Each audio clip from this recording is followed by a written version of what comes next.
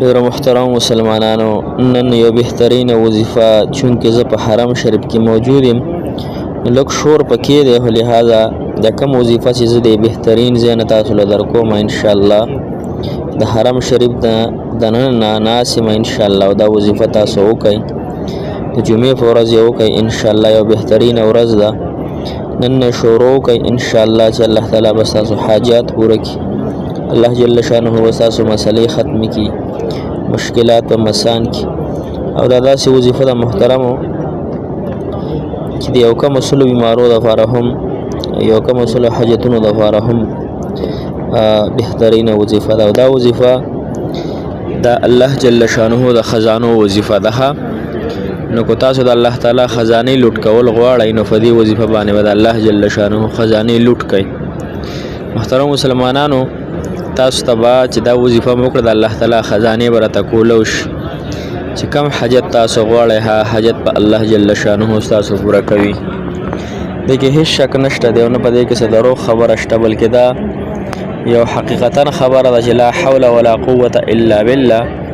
دا یو داسې بهترینه وظیفه ده حاجتونو دپاره، د مشکلاتو دپاره، بیمارو دپاره، غمونو دپاره انشاءالله چې الله تعالی به ستاسو تمام حاجتونه پوره کړي.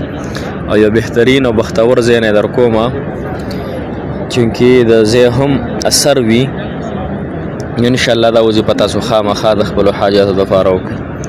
السلام علیکم ورحمت الله وبرکاتو. ډېرو معززو محترمو قابل قدر مسلمانانو، وروڼو خویندو، هغه مسافر کم چې بهر وطنونو کې ژوند کوي، هغه په امریکا کې دی، کو افغانستان کې دی، کو پاکستان کې دی، کو په سعودي عرب کې دی، هر ملک کې چې دی، الله جل شانه دغه مسلمانانو دغه مسافرو خصوصا رحم فضل کې الله تعالی وکړي. الله تعالی د خپلو کورونو ته خپلو بچیانو له په خیر عافیت سره راوستلی کړي. محترم مسلمانانو، نن چې زموږ کومه وظیفه ده هغه د لا حول ولا قوة الا بالله. د دې وظیفه ده یو اسانه او بهترینه وظیفه ده انشاءالله، د هر رنګه مشکل حاجت دپاره، د هر رنګه کاروبار دپاره، ستاسو کومې مسلې دي هغې ټولو دپاره انشاءالله دا وظیفه یو د کمال وظیفه ده.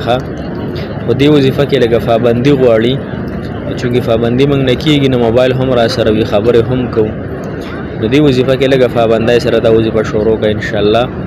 الله تعالی مو ته ډېر خیرونه درکړي، او څه چې غواړئ هغه به راته میلاو شي. پابندي پکې داسې پابندي نشته.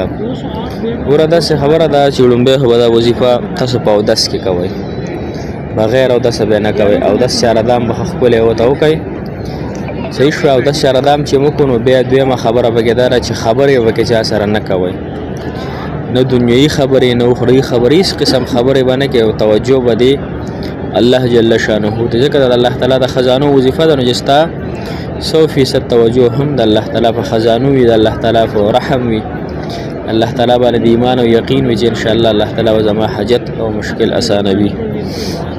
او درېیمه خبره دا ده چې دا 500 فیرې وي، ها کار ورځې وي، خو نن د جمعې ورځ ده، چونکې نن بهترینه ورځ ده، نن شروع کړئ. 500 فیرې به وي، مخکې به دې 100 فیرې درود شریف وي، کور درود شریف دله درځي، وروسته به دې 100 فیرې درود شریف وي چې هر یو درود شریف دله درځي. صحیح شوه. نو ګوره غونډ طریقه کار دا دی، 500 فیرې لا حول ولا قوة الا بالله، مخکې د 100 فیرې درود شریف، وروسته 100 فیرې درود شریف. او دس کې به یې کوئ، خبرې به کې چا سره نه کوي.